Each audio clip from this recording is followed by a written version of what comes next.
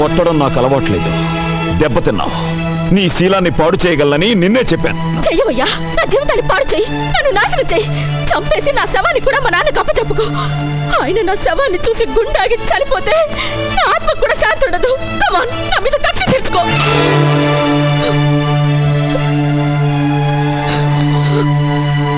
నేను నాయుడు గారి తమ్ముణ్ణి. మోసగించటం, ఎదురువాడికి గుండెపోటు చేలా చేయటం మీ నాన్నకి తెలిసిన ఆర్ట్.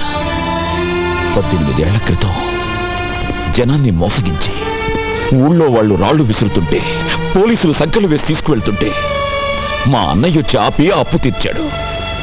మళ్ళీ డబ్బిచ్చి వ్యాపారం చేసుకోమన్నాడు. దాంతో ఈరోజు మీ నాన్న కోటీశ్వరుడయ్యాడు.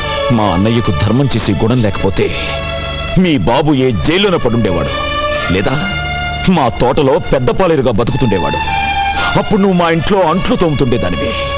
నా పెళ్ళాంగా కాదు, మా ఇంటి పని మనిషిగా. పెళ్లి మాట అడగడానికి వచ్చిన పెద్ద మనిషిని చెప్పుతో కొట్టిన నీ సంస్కారానికి, అవమానించిన వాడి చేత అన్నయ్య కాళ్ళు పట్టించాలన్న నా పంతానికి తేడా తెలుసుకో.